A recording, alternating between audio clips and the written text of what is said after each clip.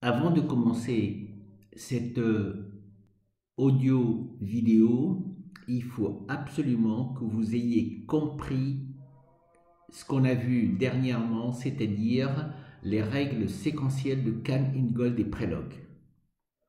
Si vous ne les avez pas compris, inutile d'aller plus loin. Donc, assurez-vous que vous avez bien retenu et vous avez bien compris la manière avec laquelle on doit classer les substituants autour du carbone asymétrique. Et ensuite, vous pouvez écouter, essayer de comprendre cet audio. Bien, donc là maintenant, une fois qu'on a compris ce classement selon Kane-Ingold et Prelog, on va devoir lire la configuration absolue de ces carbones asymétriques. Quelle est la règle? Donc, ce classement étant fait, on a 4 substituants qui sont classés 1, 2, 3 et 4. 1 étant le substituant prioritaire et 4 le moins prioritaire. Donc, dans ce classement, vous avez 2 substituants qui sont classés pairs, Mousdawij, 2 et 4, et 2 qui sont impairs, 1 et 3. La règle pour déterminer la configuration absolue est la suivante, et vous pouvez appliquer cette règle. Ce qui est important, c'est que cette règle est valable quelle que soit la structure. Je répète que quand vous avez n'importe quelle structure, qu'elle soit écrite sous forme de Cram, selon la projection de Newman, selon la projection de Fischer, une structure en cavalière, en perspective, quelle que soit la structure que vous avez, vous ne modifiez rien, vous ne changez rien, vous la regardez, et la méthode que je vais vous donner là pour savoir quelle est sa configuration absolue, elle sera valable quelle que soit la structure. Donc vous n'avez rien à tourner, vous n'avez rien à faire de rotation. Alors, si le substituant pair, classé selon Kane-Ingold et Prelog, par exemple 2 ou bien 4, s'il se trouve derrière le carbone asymétrique, et si pour passer de 1 à 3 et 4, on tourne dans le sens des aiguilles d'une montre, à ce moment-là, vous donnez à ce stéréoisomère la configuration R.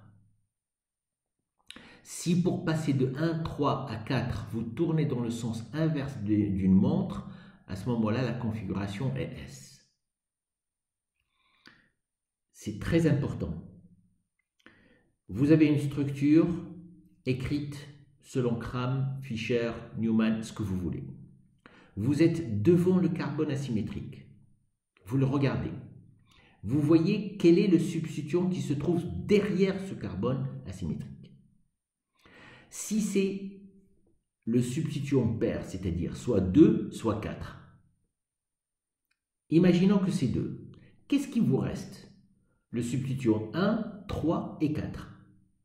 Eh bien, vous regardez 1, 3, 4 qui sont maintenant devant vous, vous passez de 1 à 3, 4, soit vous tournez dans un sens ou dans un autre. Si vous tournez dans le sens des aiguilles d'une montre, à ce moment-là, vous appelez ce stéréoisomère R, et si vous tournez dans le sens inverse des aiguilles d'une montre, vous l'appelez S. Voilà un exemple. Si je regarde ce carbone qui est asymétrique, 2 paires, il est derrière. Qu'est-ce qui est devant moi? 1, 3 et 4. Donc pour passer de 1 à 3, 4, je tourne à droite. Je tourne dans le sens des aiguilles d'une montre. Donc celui-là, je vais l'appeler R. La même molécule, donc vous voyez, toujours le carbone asymétrique. Vous avez ici 2 qui est derrière. Mais cette fois-ci, pour passer de 1, 3, 4, je tourne à gauche, dans le sens inverse des aiguilles d'une montre. Dans ce cas-là, celui-ci, je l'appellerai S. Donc voilà, j'ai 2 molécules qui sont énantiomères, c'est-à-dire l'un est l'image de l'autre dans un miroir. eh ben, je sais maintenant avec les règles de Canning-Gold et Prelog de pouvoir identifier lequel est R, lequel est S, et donc pouvoir différencier entre les deux. Je reviens toujours à mon exemple de main droite et main gauche. Quand je parle de la main, il y a la main droite et la main gauche. Ici, il va y avoir le stéréoisomère R et celui qui est image de lui dans un miroir, ça va s'appeler S. Donc, quelle est la phrase clé qui va vous permettre de connaître cette configuration? Retenez cette phrase uniquement et vous allez voir que tout le reste est déduit à partir de cette phrase.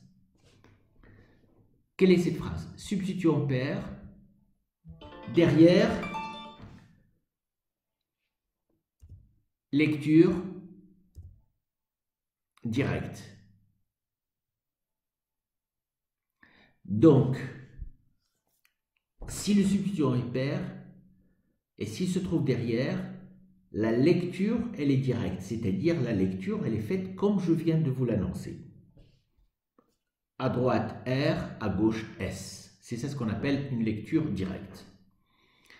Si maintenant, une des formules, soit celle-là, est inversée, si celle-là est inversée, la lecture ne sera plus directe, elle sera inversée. Donc si vous avez toujours le substituant pair, mais cette fois-ci, au lieu qu'il soit derrière, s'il est devant, à ce moment-là, vous inversez la lecture.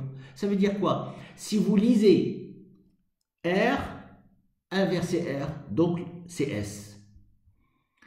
Voilà. Là maintenant, celui-là qui est, si le substituant impair qui est derrière, il faut inverser aussi la lecture.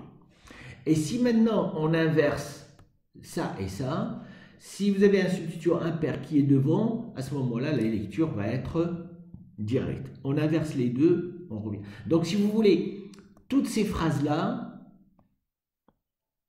sont déduites de celle-là. C'est la seule, ça c'est la phrase sésame, c'est-à-dire la phrase clé qui va vous permettre de déterminer la configuration absolue des carbones asymétriques. On va voir un exemple. Voilà un exemple. Donc, je vais les classer par selon Canning-Gold et Prelog. Et bien évidemment, ce classement, vous pouvez le vérifier chez vous comme un exercice. Donc là, vous avez O qui est prioritaire, 2, 3 et 4. Le moins prioritaire, c'est l'hydrogène. Bien. Si je regarde ce carbone asymétrique, derrière, qu'est-ce que j'ai? J'ai impair. Et donc, quelle est la phrase sésame que je dois connaître? Pair, derrière, direct. Est-ce que pair est derrière? Non, c'est 3 et impair qui est derrière. Donc, la lecture va être inversée. J'ai impair qui est derrière, donc je dois inverser la lecture. Qu'est-ce que je lis? Devant moi, qu'est-ce que j'ai? J'ai 1, 2, 4. 1, 2, 4, je tourne à droite. C'est R. Et comme je dois inverser, donc la configuration absolue de ce carbone-là, c'est S. On lit R, donc c'est S. Donc, vous lisez, je tourne à droite, ça doit être R, mais comme c'est impair qui est derrière, la lecture serait inversée. Voilà une projection de Fischer. Alors, faites très attention, qu'est-ce qu'on a dit au sujet de la projection de Fischer? Tout ce qui est vertical, c'est derrière le plan de projection, et tout ce qui est horizontal, c'est devant le plan de projection. Donc, quand je regarde ce carbone asymétrique, je choisis le plus simple, qui est 2, qui est pair, et pair, il est vertical. S'il est vertical, donc il est derrière le plan de projection, donc la lecture va être directe. Qu'est-ce que j'ai? 1, 3, 4, je tourne à droite, donc c'est R.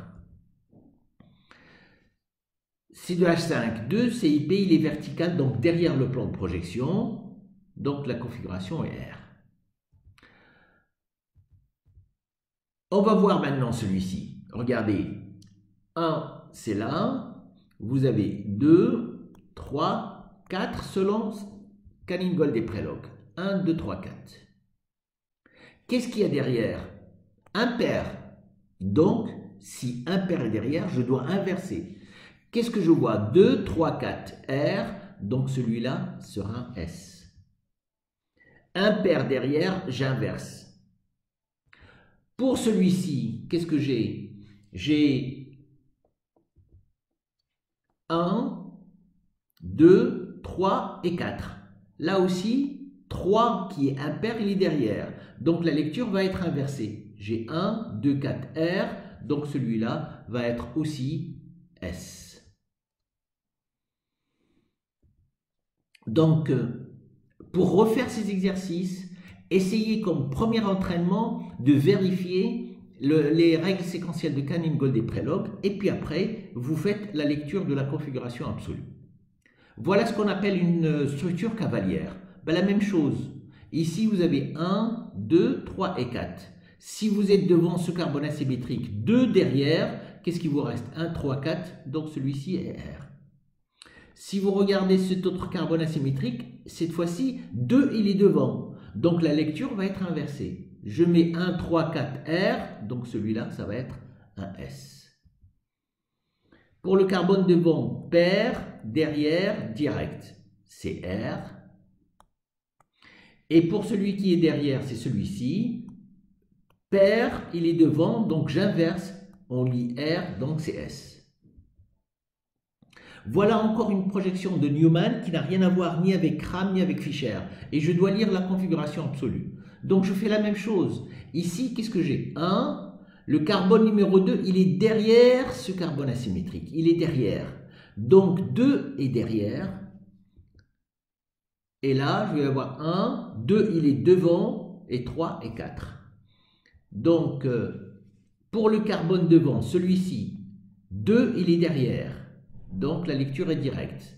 1, 3, 4, c'est un S. Je tourne dans le sens inverse des aiguilles d'une montre.